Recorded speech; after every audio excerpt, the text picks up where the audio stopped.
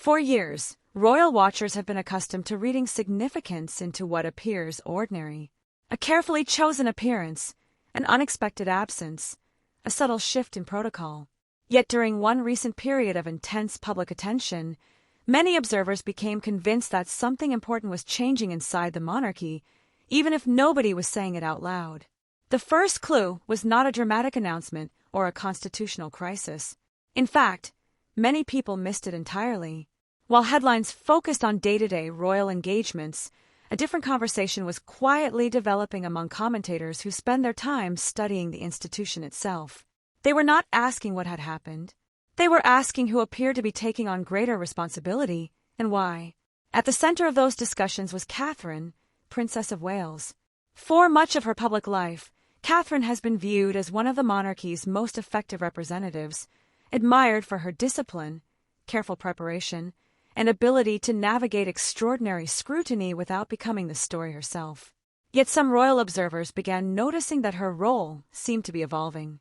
The question was whether they were witnessing a natural progression or something more significant. What made the timing interesting was that these observations emerged during a period when the royal family faced growing pressure to demonstrate stability and continuity. Public expectations were changing.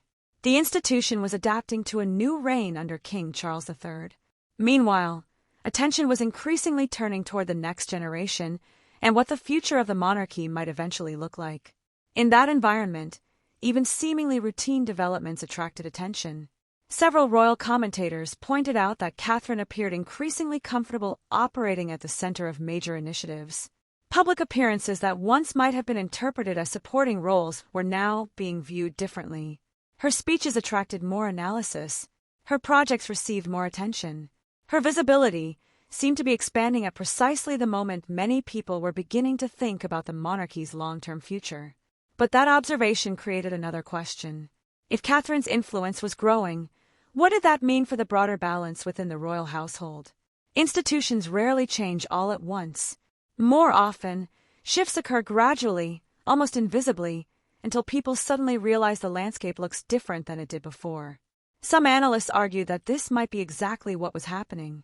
At the same time, discussion surrounding Queen Camilla was taking on a different tone. For years, Camilla's position had been one of the most closely examined aspects of modern royal life.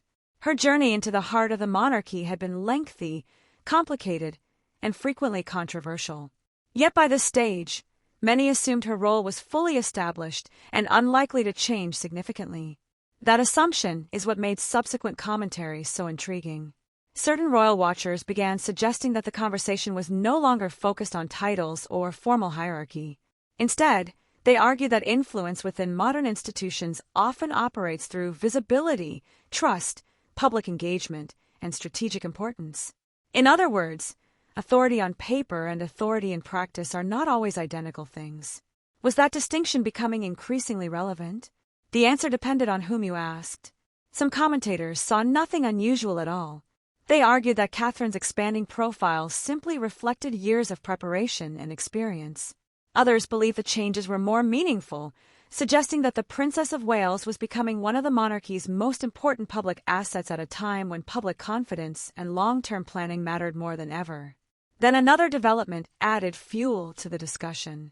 Attention began shifting toward the relationship between Prince William and Catherine as a working partnership. Royal historians have often noted that successful future monarchs rarely operate alone. They depend upon trusted partners capable of sharing responsibility and strengthening the institution's public image. Increasingly, some observers felt they were witnessing precisely that dynamic. William remained the future king. Yet Catherine seemed to be emerging as something equally important, a figure capable of helping shape how that future would be perceived. That realization prompted an even larger question. Were royal observers simply watching the natural evolution of a future queen, or were they seeing the early stages of a broader transition already underway? The distinction mattered because it transformed individual events into part of a larger narrative. A speech was no longer just a speech.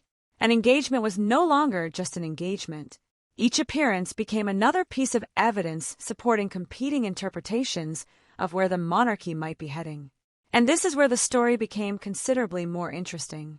Because while public attention often focuses on what members of the royal family say, experienced observers frequently pay closer attention to what institutions choose to emphasize, which projects receive support, which initiatives gain visibility, which figures appear increasingly central to the monarchy's public identity. Several analysts noted that the answers to those questions seemed to be pointing in a remarkably consistent direction. Yet not everyone agreed on what that direction meant. Some believed the institution was simply preparing for the future in the most logical way possible, gradually elevating figures who enjoy strong public support. Others wondered whether deeper strategic calculations were taking place behind the scenes.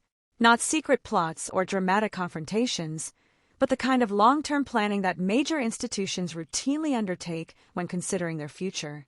If that interpretation was correct, then the story was never really about individual personalities. It was about preparation. Preparation for future leadership. Preparation for changing public expectations. Preparation for the challenges a modern monarchy must navigate in an increasingly complex world.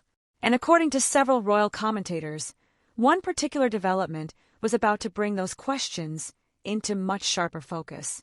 Because behind the public appearances and carefully managed headlines, a series of decisions were reportedly beginning to reveal who held growing influence inside the institution, and why that influence might matter far more than most people realized at the time. What happened next would cause many observers to look back at everything they thought they understood and see it in an entirely different light. Reports suggesting that King Charles III may be considering an unprecedented expansion of Princess Anne's constitutional responsibilities did not remain confined to royal commentary for very long. What transformed the discussion from an intriguing palace rumor into a subject of serious national interest was the reaction that followed. The moment analysts began examining what such a move could actually mean, attention shifted away from the title itself and toward something far more consequential. Why now? That question quickly became the center of the conversation. After all, royal institutions rarely embrace significant structural changes without broader considerations operating behind the scenes. Several royal watchers observed that the discussion surrounding and appeared to emerge during a period when the monarchy was already navigating multiple transitions simultaneously, including generational change, public expectations, and the increasing visibility of Prince William as the future king. If reports were accurate, was this merely recognition of the Princess Royal's decades of service, or was it part of a larger effort to prepare the institution for future challenges? What made the speculation even more intriguing was the absence of any obvious political necessity. Traditionally, conversations about regency powers become prominent during periods of constitutional uncertainty or significant national concern. Yet commentators noted that the current debate appeared to be driven less by immediate necessity and more by long-term planning. That distinction may seem subtle, but it carries enormous implications. Planning for a crisis is one thing.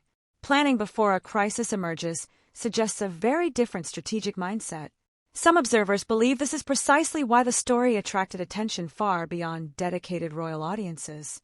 The issue was no longer whether Princess Anne deserved greater responsibility. Few questioned her commitment to duty. The larger question became whether Buckingham Palace was quietly signaling confidence in certain individuals while simultaneously revealing how it views the future leadership structure of the monarchy. As analysts explored that possibility, another interesting pattern began to emerge. While public discussion focused on Anne herself, some royal commentators suggested the real significance might involve Prince William. The future king has increasingly assumed a central role in shaping the monarchy's direction, and reports indicating closer strategic alignment between William and the Princess Royal naturally raised questions about institutional continuity. If Anne were being entrusted with an expanded constitutional role, what might that reveal about the people expected to guide the monarchy through the next chapter? That interpretation introduced an entirely new layer of significance. Suddenly, what appeared to be a story about one royal appointment began looking more like a story about succession planning, leadership preparation, and the preservation of institutional stability. Royal watchers pointed out that the monarchy has always relied on trusted senior figures during periods of transition. The difference now is that the transition itself no longer feels like a distant future event. It feels increasingly present. Yet another question soon emerged. If confidence in Princess Anne was indeed growing, How might that affect perceptions of influence within the royal family itself? Reports suggest that senior royals are often viewed through different lenses internally than they are by the public. Popularity matters, but reliability matters more. Visibility attracts headlines, but consistency earns trust. Few members of the royal family possess Anne's reputation for unwavering service, and several commentators noted that any move elevating her role could reflect deeper institutional priorities rather than public relations considerations. That possibility helps explain why discussions intensified so rapidly. The debate was never solely about authority. It was about what qualities the monarchy appears to value most during a period of considerable change. Loyalty, stability, experience, duty. These themes appeared repeatedly throughout commentaries surrounding the reports, prompting some analysts to argue that the story may be revealing the monarchy's internal priorities more clearly than any official statement could. However, that interpretation created another complication. If the institution is emphasizing continuity and experience, what does that mean for modernization efforts that have also become a major focus of royal strategy? This apparent contradiction fascinated many observers. On one hand, the monarchy faces pressure to remain relevant in a rapidly changing society. On the other, reports surrounding Princess Anne seem to reinforce traditional royal values that have defined the institution for generations. Rather than conflicting, some analysts argue these objectives may actually complement one another. Modernization, they suggested, becomes easier when supported by figures whose credibility is beyond question. That theory gained traction because it connected several previously separate developments into a single narrative. William's growing leadership role, Anne's enduring reputation, the king's emphasis on stability. Together, these elements appeared less like isolated stories and more like pieces of a broader strategy taking shape beneath the surface. Even so, uncertainty remained. Royal commentators repeatedly noted that much of the discussion was being driven by interpretation rather than confirmation. Reports indicated growing interest. Palace observers identified meaningful patterns. Analysts proposed explanations. Yet the most important question still lacked a definitive answer. Was the monarchy actively preparing for a new phase of leadership, or were observers simply connecting developments that happened to occur at the same time? That uncertainty only increased public fascination. Because if these developments were connected, the implications could extend far beyond Princess Anne herself. They could influence perceptions of how authority is distributed within the institution, how future responsibilities are assigned, and how the monarchy intends to navigate the years ahead. What initially appeared to be a discussion about one royal role was beginning to resemble something much larger, a glimpse into how the crown may be preparing for challenges that have not yet fully emerged. And as more commentators began exploring that possibility, another question started to overshadow every other aspect of the story. If these reported discussions are truly part of a broader strategic vision, what development could be important enough to bring all of these separate threads together? The answer to that question may reveal far more than anyone expected. According to several royal commentators, the development that began attracting the most attention was not a speech, an appearance, or even a particular decision. It was a pattern. Individually, the moments seemed ordinary enough. Collectively, they appeared to suggest that something inside the institution was quietly reorganizing itself around a different center of gravity. What made this especially interesting was that the shift was being noticed by people who rarely agree on anything. Some analysts who traditionally focus on constitutional matters began discussing Catherine's growing visibility in the same way that royal correspondents discussed public perception. Meanwhile, observers who usually concentrate on public engagement started paying closer attention to institutional signals. When different groups begin drawing similar conclusions from different evidence, experienced royal watchers tend to pay attention. That convergence raised a larger question. Were observers witnessing the emergence of a more prominent public role, or were they seeing the early stages of a broader redistribution of influence? The distinction matters because influence inside institutions is rarely announced. It accumulates gradually through trust, responsibility, and reliability. By the time people recognize it, the shift has often been underway for much longer than anyone realized. Several royal commentators pointed to one particularly revealing detail. Increasingly, Catherine appeared to be associated with initiatives involving long-term planning rather than short-term visibility. That may sound subtle, but within major institutions the difference can be significant. Public appearances create headlines. Strategic initiatives shape the future. If that interpretation was correct, then the Princess of Wales was no longer being viewed solely as a highly effective representative of the monarchy. She was increasingly being viewed as someone helping define its direction. And that inevitably created new implications. Because whenever one figure becomes more central to an institution's future, attention naturally turns toward others whose positions may be affected by that change. Not necessarily through conflict or confrontation, but through evolving priorities. Institutions have finite resources, finite attention, and finite opportunities for visibility. Who receives those opportunities often reveals more than official statements ever could. Some observers, therefore, began examining developments through an entirely different lens. Instead of asking who held the highest title, they started asking who appeared to be exercising the greatest practical influence over the monarchy's public image. The answers were becoming increasingly interesting.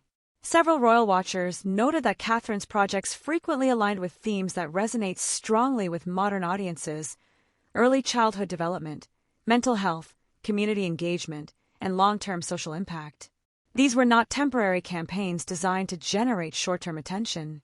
They reflected a consistent strategic direction. Why did that matter? Because institutions often reveal their future priorities through the people and initiatives they choose to elevate. That observation led to another layer of analysis. If Catherine's prominence reflected institutional priorities, then her growing visibility was not simply a reflection of personal popularity. It may also have represented a strategic investment in the monarchy's future credibility. Public trust remains one of the institution's most valuable assets, and several analysts argue that figures capable of strengthening that trust naturally become increasingly important. Yet as that argument gained traction, another question emerged. What role would others occupy within that evolving structure? Some royal commentators observed that discussions surrounding Camilla seemed to be changing. Earlier conversations often focused on her position within the family. More recent analysis focused on her place within the institution. Those are not identical things. Family relationships can remain stable even while institutional roles evolve. That distinction may help explain why certain developments attracted so much attention. Because what some observers believed they were witnessing was not the decline of one figure, but the rise of another. The story was becoming less about individual personalities and more about relative importance inside an institution preparing for the future. The implications extended beyond the palace.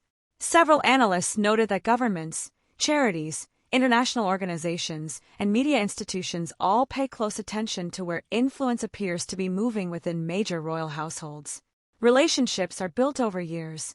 Strategic partnerships often depend upon understanding who will shape future priorities. If perceptions regarding Catherine's growing influence were accurate, those external relationships might gradually begin adapting as well. And that possibility significantly increased the stakes. At that point, the discussion was no longer limited to public appearances or media narratives. It touched succession planning, institutional continuity, and long-term strategic positioning. Even observers who disagreed about specific interpretations often agreed on one thing: the developments deserved closer attention than they were receiving. Then another intriguing factor entered the conversation. Several royal watchers pointed out that the most significant transitions inside royal institutions often occur before the public fully recognizes them. By the time formal changes become visible, much of the underlying adjustment has already taken place. Responsibilities shift. Networks adapt. Expectations evolve. The public sees the result. The process itself often remains largely invisible. Some commentators began wondering whether that process was already underway. Not because anyone announced it, not because any constitutional change had occurred, but because multiple indicators appeared to be pointing toward the same conclusion.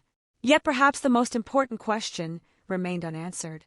If influence was indeed moving in a new direction, who was driving that process? Was it the result of deliberate institutional planning? Was it the natural consequence of public trust and popularity?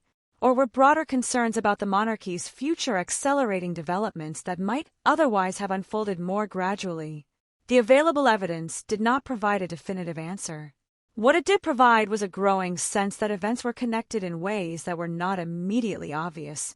And according to several royal commentators, the next development would make that connection far more difficult to ignore. Because attention was about to shift away from public perception and toward something considerably more consequential, the internal decisions that often reveal where power is actually moving long before the public realizes it. What made the next phase impossible to ignore was that the separate threads observers had been discussing for months suddenly began pointing toward the same conclusion. Public trust, future leadership, institutional planning, strategic visibility, and evolving responsibilities were no longer isolated topics.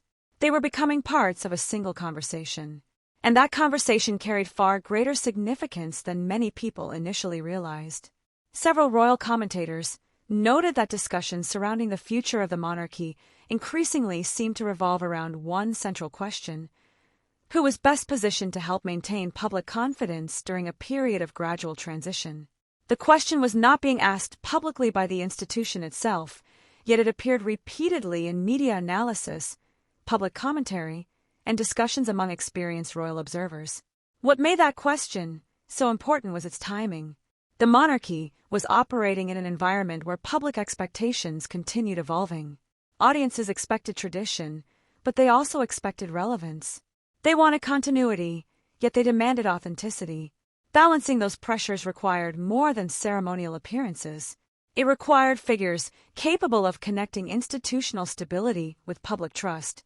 Some analysts argued that this reality helps explain why Catherine's role appeared increasingly significant, not because of any single decision, not because of any single appearance, but because multiple indicators suggested she was becoming central to the monarchy's long-term relationship with the public.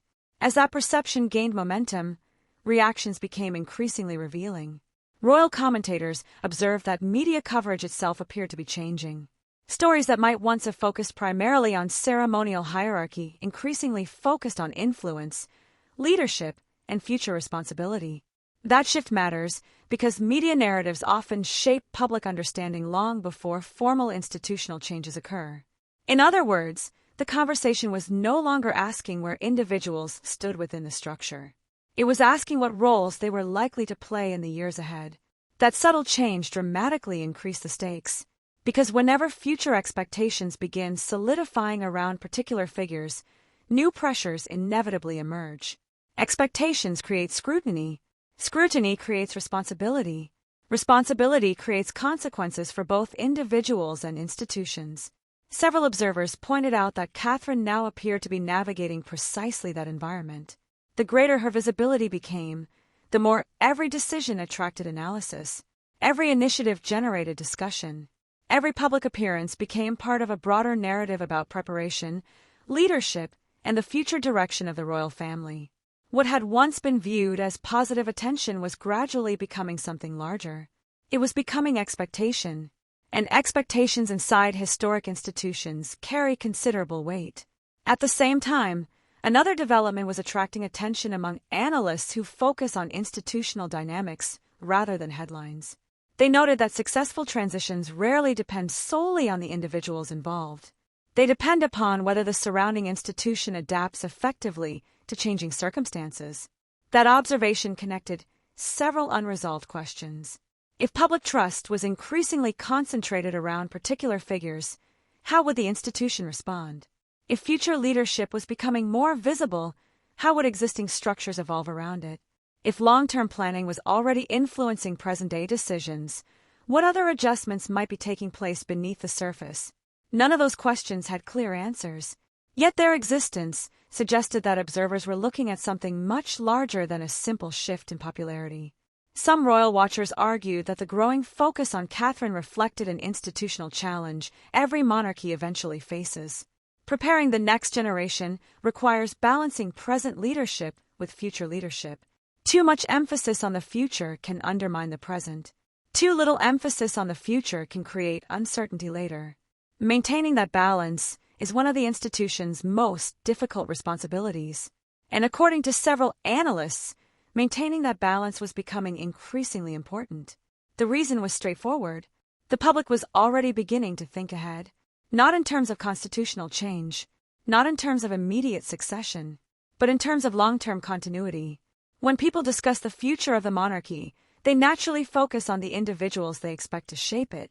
As that conversation intensified, Catherine's position within it appeared to strengthen. The consequence was significant, because influence is not determined solely by titles.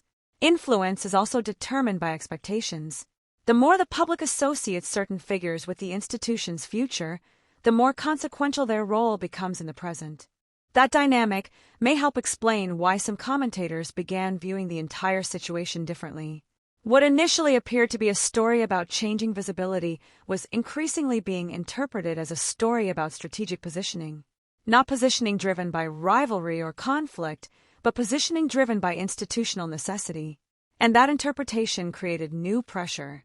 If the monarchy was indeed adapting to future realities, then every major decision would be examined through that lens. Every initiative would be assessed for what it revealed about priorities.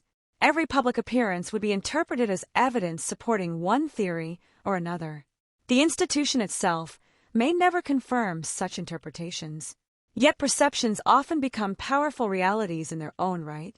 By this stage, several observers believed they could see the outlines of a larger transformation beginning to emerge. Not a dramatic transformation announced through headlines, but a gradual realignment of attention, responsibility, and public expectation. And that realization introduced perhaps the most consequential question yet. What if the developments surrounding Catherine and Camilla were not the story at all? What if they were simply the most visible signs of a broader process already underway inside the monarchy? A process designed to strengthen future leadership before future leadership becomes necessary. Some analysts have suggested exactly that. If true, it would explain why so many seemingly separate developments now appear connected. It would explain why discussions of trust, continuity, leadership, and influence keep converging. Most importantly, it would explain why experienced royal observers continue paying attention even when no dramatic announcement has occurred. Because they may believe they are witnessing something institutions rarely reveal openly, the gradual shaping of the monarchy's next chapter.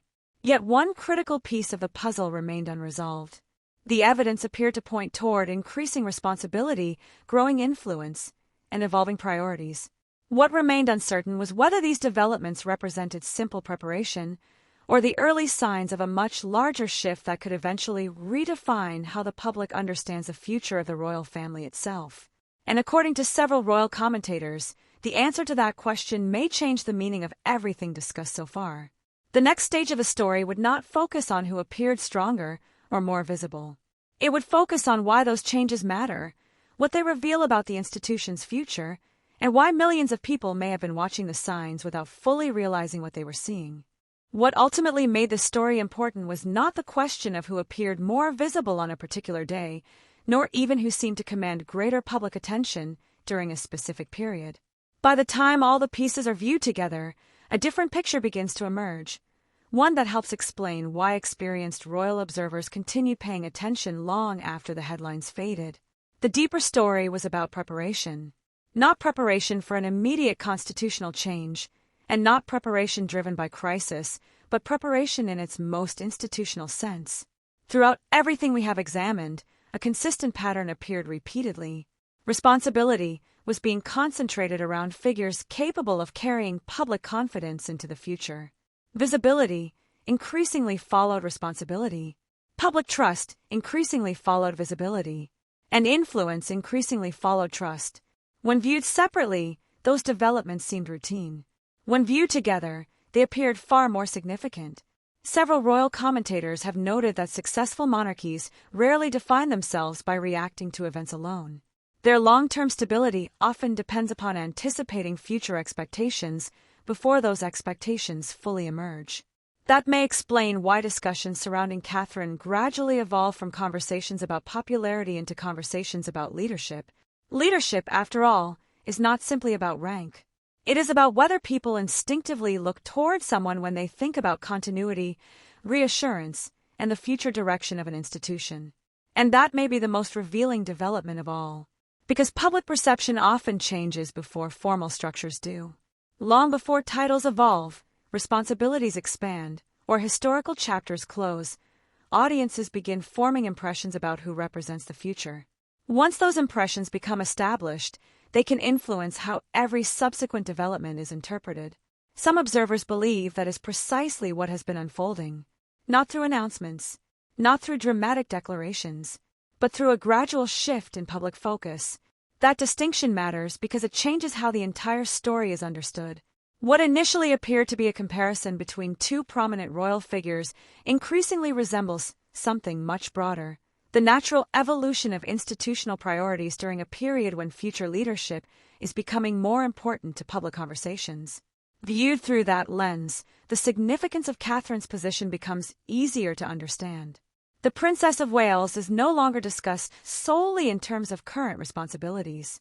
Increasingly, she is discussed in terms of future expectations. Analysts have suggested that this transition may represent one of the most important developments within the royal family because it reflects a change in how the public relates to the institution itself. People are not only evaluating the monarchy as it exists today, they are evaluating the monarchy they expect to see tomorrow. That expectation creates both opportunity and pressure. Opportunity, because strong public confidence can strengthen future stability. Pressure, because expectations become increasingly difficult to manage once they are established.